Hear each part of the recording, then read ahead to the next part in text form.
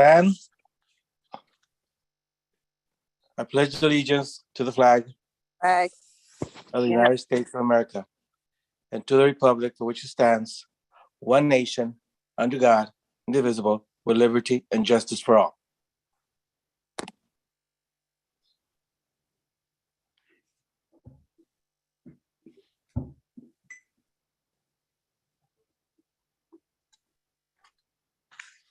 President Shevlin, I think you're muted. Yes. I'm just talking away.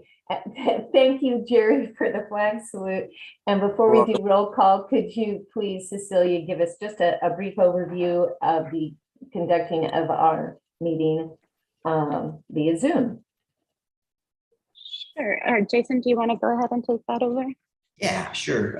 This meeting will be conducted under the guidance of AB 361, which is the continuing resolution that was passed by Governor Newsom to allow for public meetings to be conducted virtually. So we will move forward with this morning's agenda via Zoom and simultaneously cast the meeting for public on YouTube. Okay, thank you very much. And could we please have roll call? Yes. Alhambra, Here. Arcadia, Yeah. Azusa, Present. Baldwin Park, Here. Bradbury, Claremont, Corey Kalika, present. Covina,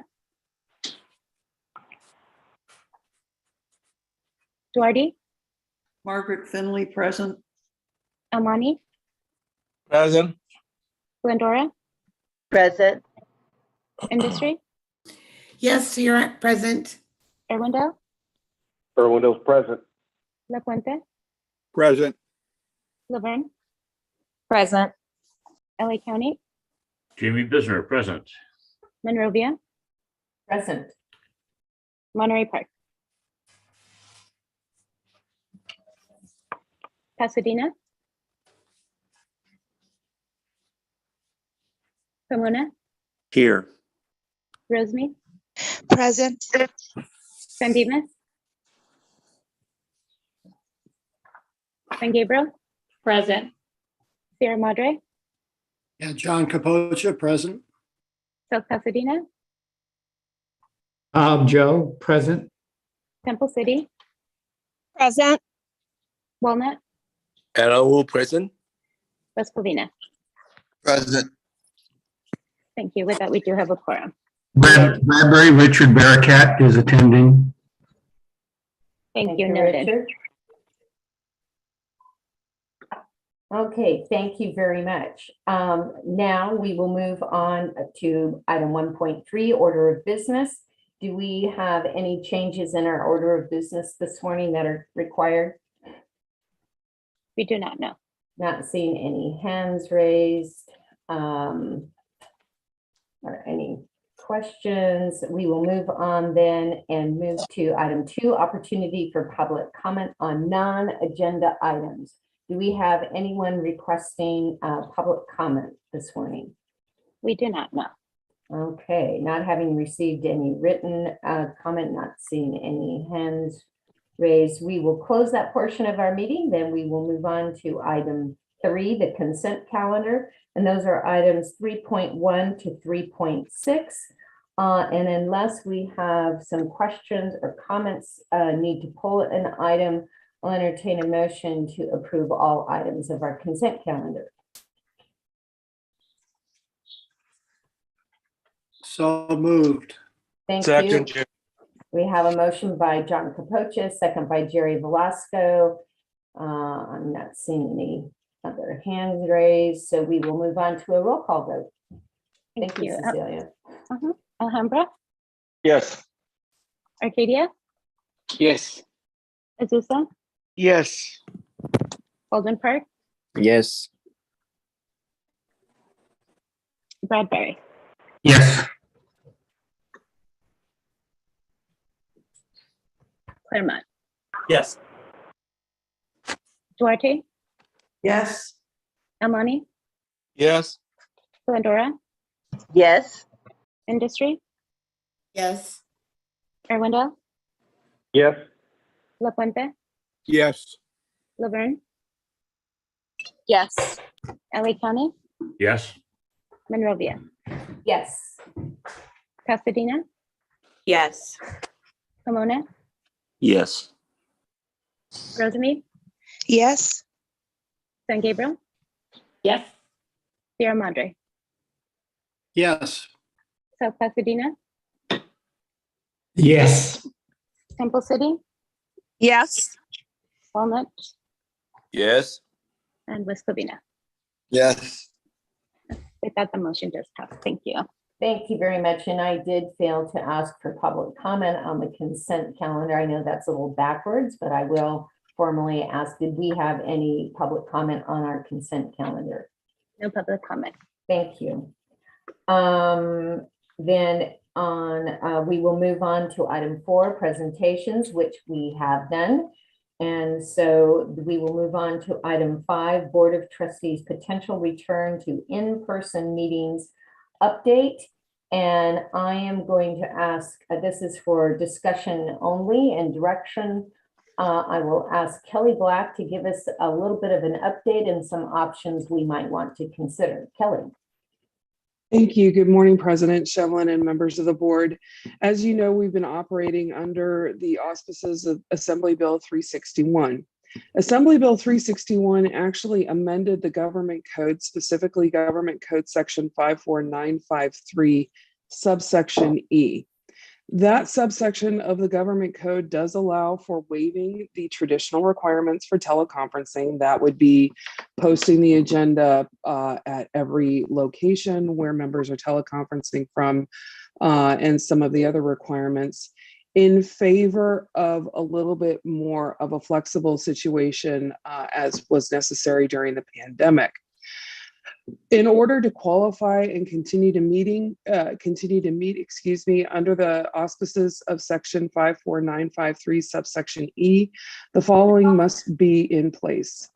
A meeting must be held during a proclaimed state of emergency, and state or local officials have imposed or recommended measures to promote social distancing, or the meeting is held during a proclaimed state of emergency for the purposes of determining by majority vote that meeting in person would present imminent risks. Right now, as it stands, the governor's declared state of emergency, which was done on March 4th, 2020, remains in effect. This was the emergency declaration in response to the COVID pandemic. That declaration has not been rescinded, even though other executive orders that the governor made during the pandemic have either expired or are going to expire shortly. This government code section 54953 subsection E is effective until January 1, 2024, at which time it will automatically be repealed. Currently, there are efforts in the legislature to amend the section and amend the teleconferencing rules. However, those efforts are ongoing. And right now, there's no clear resolution or path forward as a result of those efforts. So as of today, section 54953E of the government code does allow the continued teleconferencing of meetings as we have been doing, so long as the governor's declared state of emergency, his March 4th, 2020 declared state of emergency, remains in effect.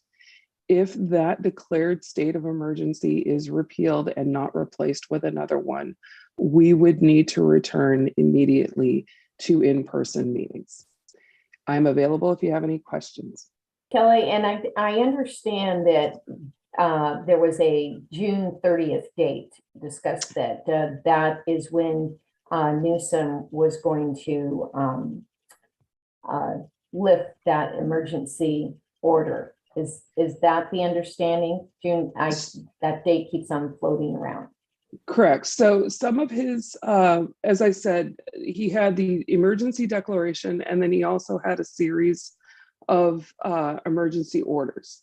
Some of his emergency orders have a deadline. Some of the deadlines were back in March.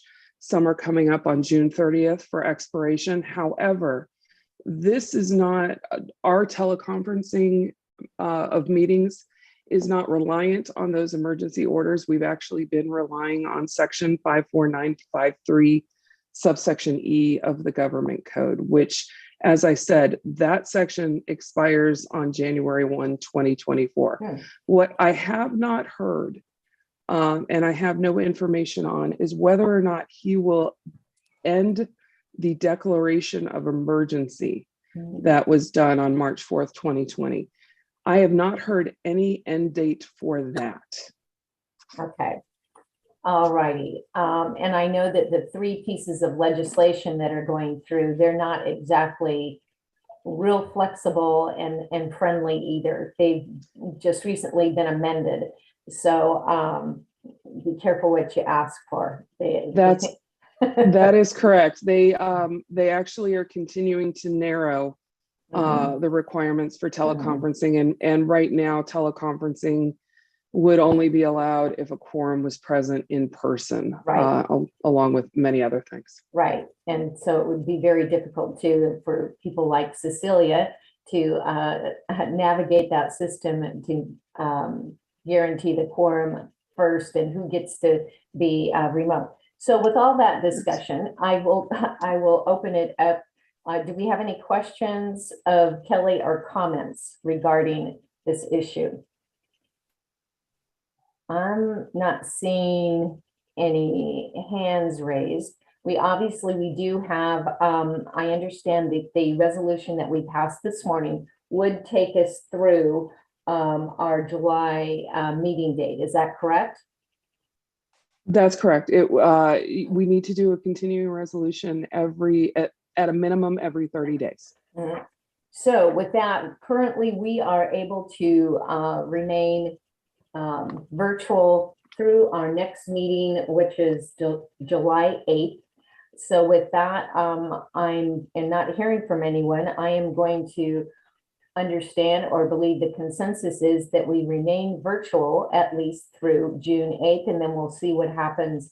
Like I said, there's a lot of talk about the June 30th date as to whether or not the emergency order would be lifted, and then whether or not we'd have to immediately come back then in July.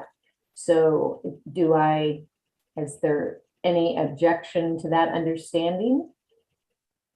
I'm not seeing, we got a quiet crowd this morning. Was there any public comment on this item? No public comment.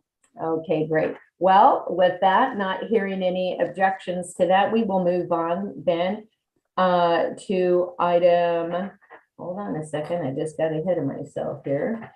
To item 6, the distribution of annual engineers report for fiscal year 2022-23. That's exhibit 6A in your packet.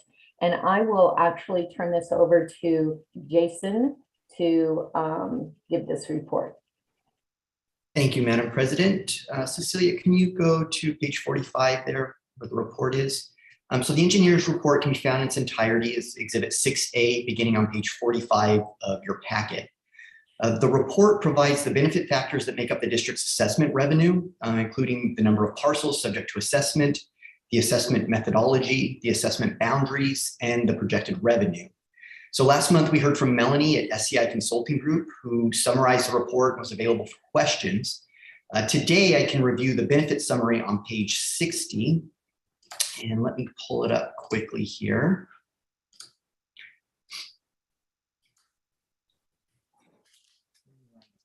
Like I said, this can be found on page 60 of your packet, and this pertains to our assessment revenue. So the report identified 383,023 parcels for a total assessment revenue of $5,665,503. And that is at an average assessment rate of $14.76 per parcel. And that will conclude my report. If anyone has any questions about the engineer's report before we receive and file. Do we have any questions on this? This is a receive and file item. Did not see any raised hands. Do we have any public comment? No public comment. No public comments. So then we don't need, this is just to receive and file. We don't need a motion for that, correct? Correct. Yes. Thank you. Okay, then we will close that item and we will move on to item 7. And this is consider resolution number 2022 through 20. Oh, excuse me, that's the number of it. I'm trying to make that a date. I'm sorry, resolution number 2022-08 to order collection of special benefit property taxes inclusive of annual budget for fiscal year 2022-23. That's Exhibit 7A in the report. And again, I will turn that over to Jason. Thank you again, Madam President. The proposed budget can be found as Exhibit 7A on page 65 of your packet. And last month I presented the draft budget, and as there were no changes recommended by the board, this final draft reflects the material presented. So today we can look at the revenue and expenditure summary on page 74 of your packet as a quick review. And I'll pull that up here. Okay. And just quickly, I'll roll through here. We have our service revenue from assessments, and that comes to just over 5.6 million. We have other revenues from all of our interest-bearing accounts, which gives us a sub-revenue of 5.7 million. We've also included $287,500 from reserves and carried over $425,000 from last year's surplus. And that gives us a working revenue of $6.4 million. On the expenditure side, we're looking at 4.9 million for salaries and benefits, just under 1.4 million for maintenance and operations, 57,500 for capital outlay, bringing our expenditures to meet our revenue at 6.4 or $6,413,203. And with that said, I'm happy to answer any questions or review any specific pages, but the document has not changed since we discussed it last month. Okay, thank you for that review. And do we have any questions or comments? Not seeing any. No raised hands. Do we have any public comment on this item? No public comment. Okay, not having any public comment, no further discussion. Do we have a motion then to approve resolution number 2022-08 to order collection of special benefit property taxes inclusive of the 2022-23 annual budget? Finley, move approval. Thank you. We have a motion from Margaret Finley. Do we have a second? I'll Second, Gonzalez position. Well, that's it. Denise, were you in there first? I couldn't tell. I was. Okay, second by Denise Menchaca. So with that, and can we please have a roll call vote? Yes, I'm sorry. Give me 1 second, having some technical difficulties.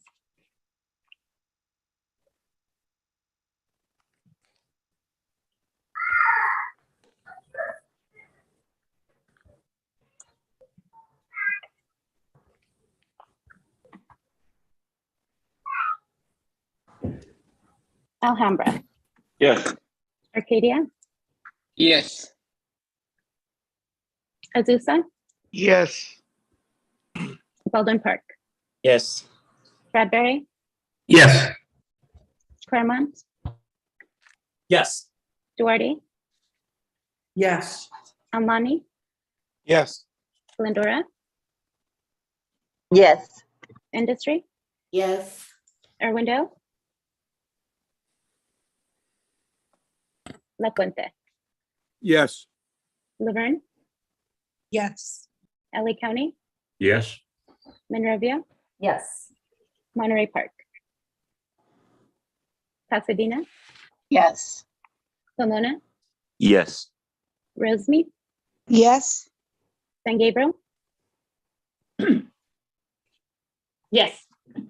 Sierra Madre, Yes. South Pasadena,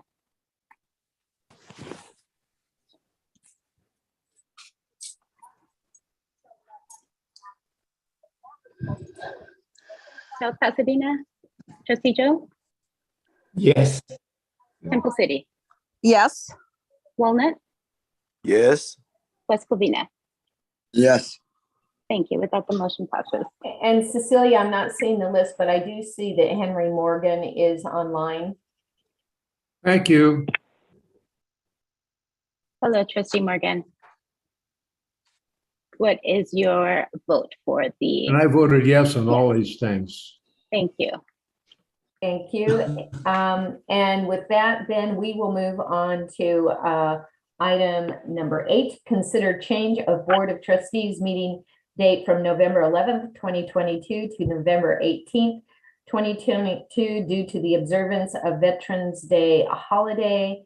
And does anyone have any comment on this? Other than that, I think it's pretty straightforward. Do we have a wait first? Do we have, I don't see any raised hands. Did we have any public comment on this item? No public comment, no.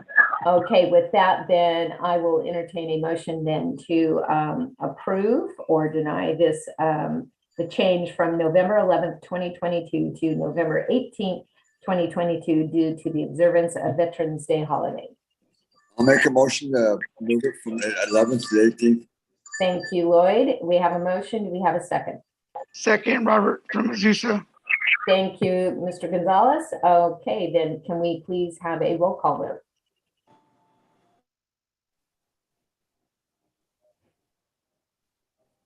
Yes, Alhambra, Yes. Arcadia, Yes. Azusa, Yes. Baldwin Park, Yes. Bradbury, Yes. Claremont, Yes. Covina, Yes. Duarte, Yes. Almani,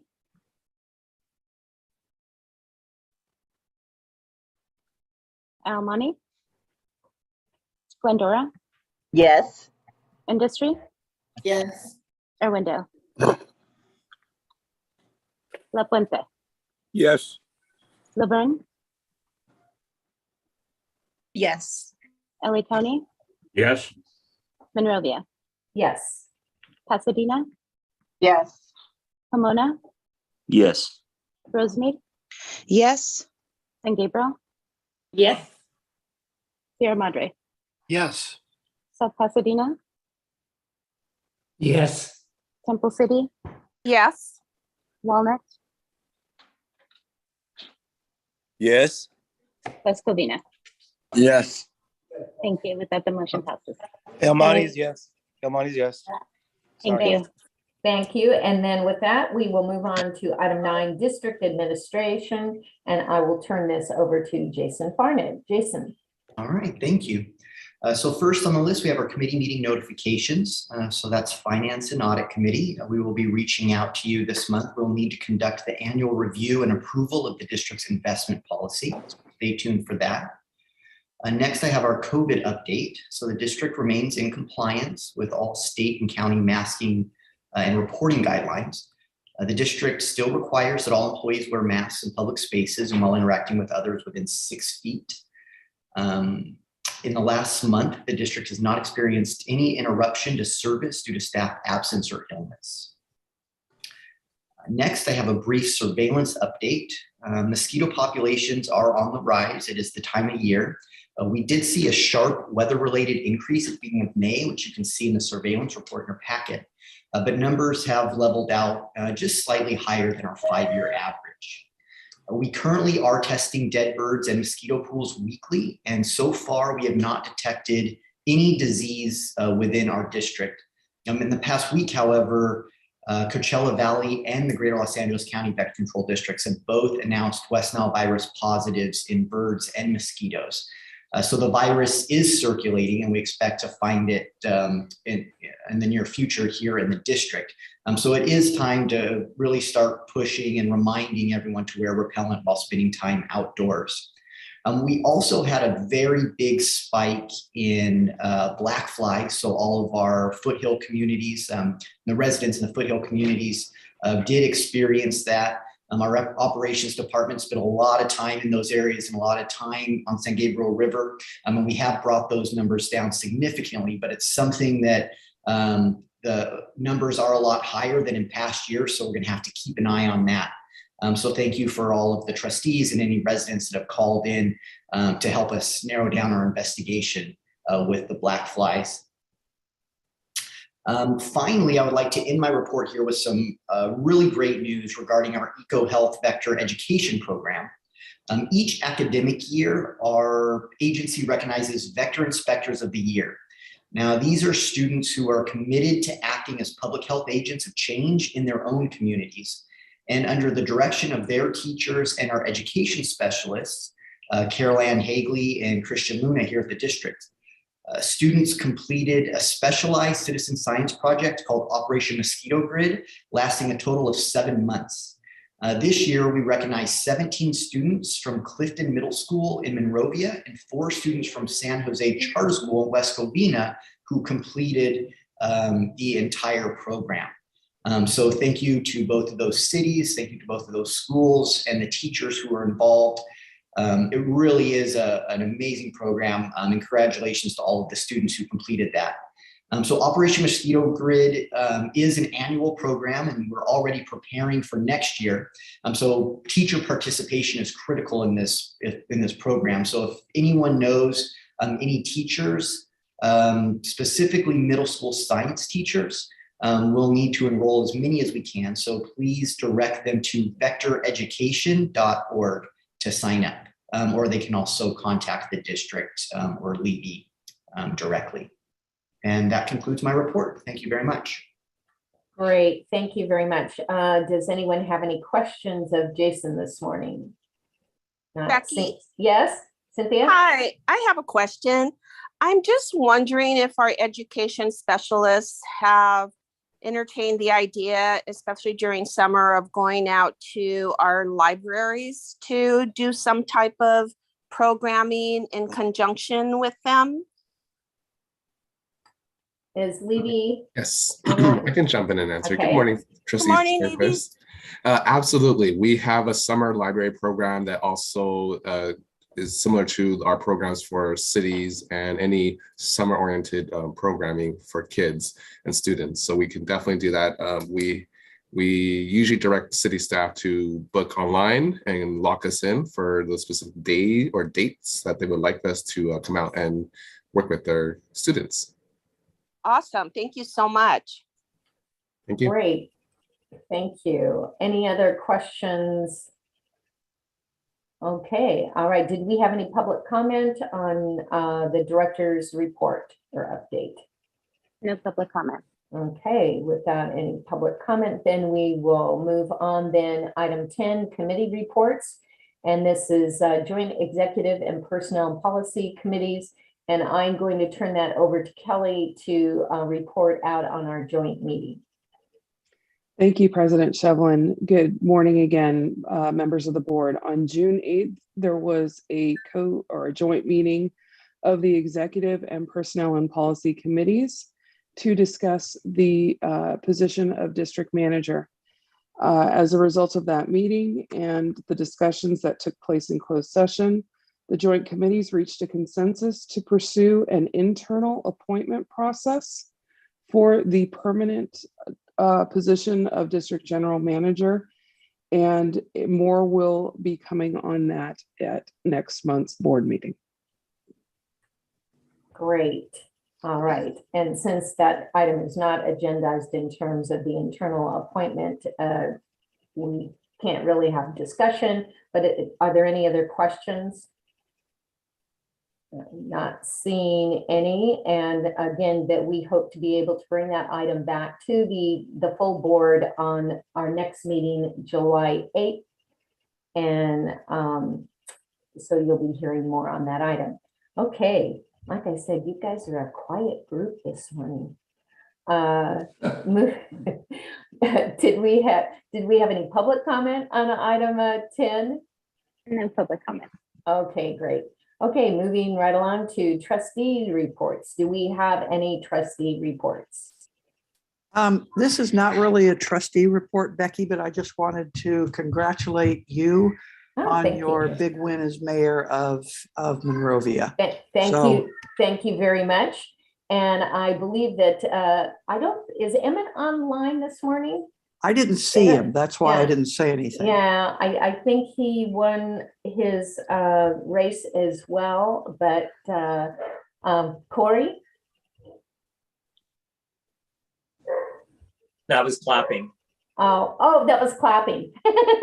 Okay, thank you very much.